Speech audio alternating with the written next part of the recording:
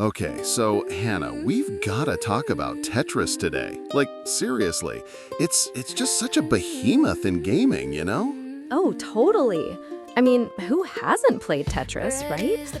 But what I always wonder about is where did it even come from? It feels so universal, it's almost like it's always just been there. Exactly, and that's part of its magic. So picture this, 1984, Soviet Union, Moscow. This software engineer, Alexei Pajitnov, he's at the Soviet Academy of Sciences. He's playing around with these traditional puzzle games called pentominoes, but he gets this idea like, what if I use just 4 squares? So, tetrominoes. And boom, Tetris. The name itself is a blend of tetra and his favorite sport, tennis. He first programmed it on an Electronica 60, this Soviet computer, and because of the graphical limitations back then, the blocks were just text characters. Can you imagine? It just blew up among his colleagues, like spreading through Moscow via floppy disks. Seriously, it was so addictive, it was reportedly banned in some institutes. Wow, banned. That's wild. So it just took off from this really simple beginning, huh? Absolutely wild, right? And its journey to the West?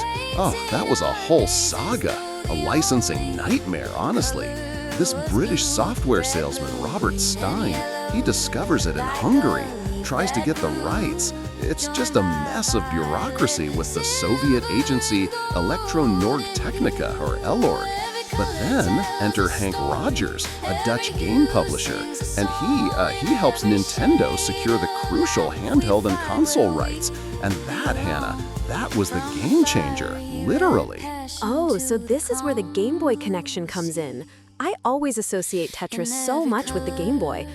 It's almost synonymous, you know? How big was that, actually? Huge, monumental success doesn't even begin to cover it. Bundling Tetris with the Nintendo Game Boy in 1989? That sold over 35 million copies on that platform alone. It absolutely propelled the Game Boy into superstardom. And then later in '96, Pajitnov, the creator, and Rogers, they team up and form the Tetris Company, just to manage all the licensing and keep things consistent. Because, everyone wanted a piece of that puzzle. That's just an insane number of sales for one console. It's foundational to mobile gaming, really. Totally foundational. But let's get into the game itself, right? The core gameplay, it's so deceptively simple. You've got this rectangular field, these geometric shapes, the tetrominoes, falling from the top. You move them horizontally, you rotate them as they fall, and your goal is just to create complete horizontal lines of blocks without any gaps.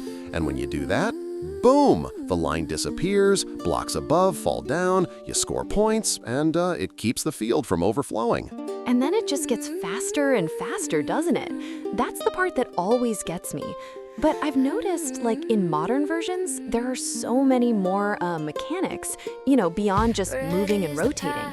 What are some of those key ones? Yeah, the speed ramp up is classic Tetris difficulty, but you're right, over the years, some really cool mechanics became standard. There's the queue, which shows you the next piece is coming, so you can actually plan ahead. Then you have soft drop for faster descent, hard drop to instantly place a piece, and the hold function to save a piece for later use. My absolute favorite, though, is the 7-piece randomizer. It ensures all 7 unique tetrominoes appear exactly once within every set of 7 pieces. It really helps with strategy, less extreme randomness. And for the pros, T-spins, perfect clears, combos, it gets wild.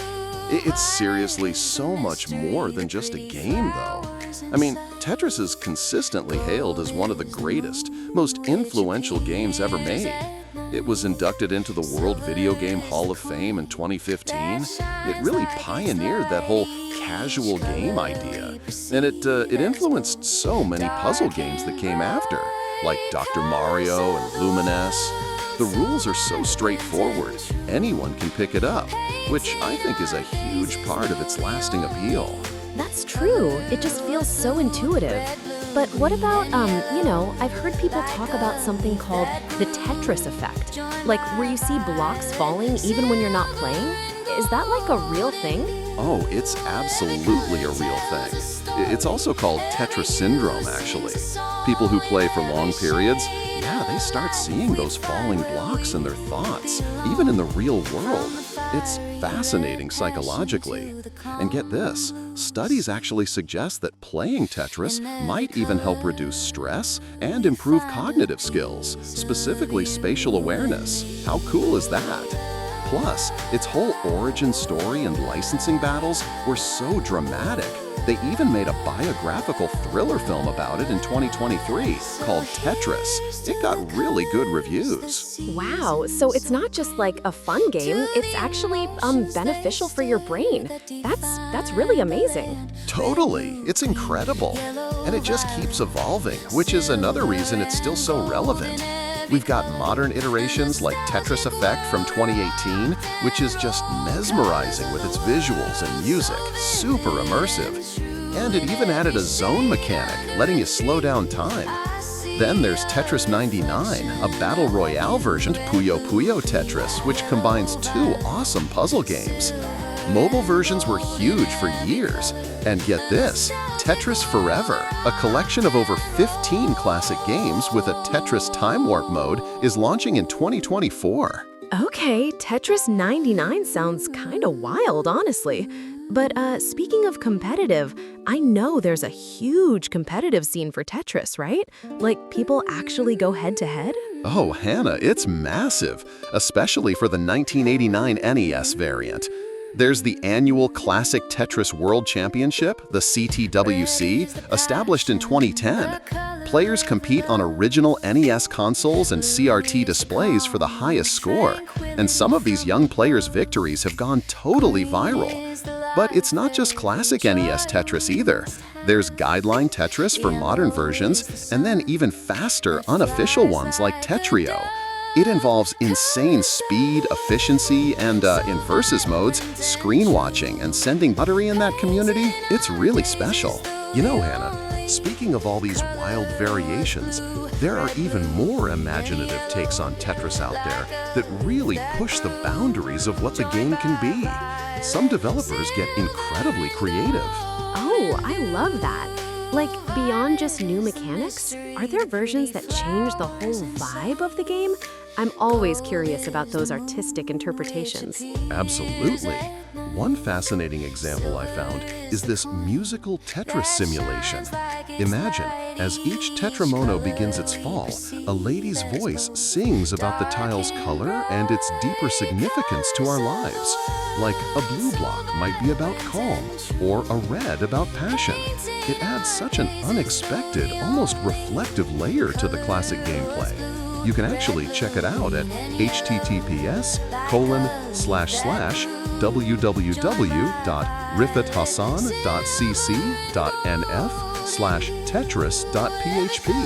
It's quite an experience. Wow, that's incredibly unique. A Tetris game that's also like a philosophical journey through colors? That's definitely taking immersive to a whole new level. It makes you think about the game in a completely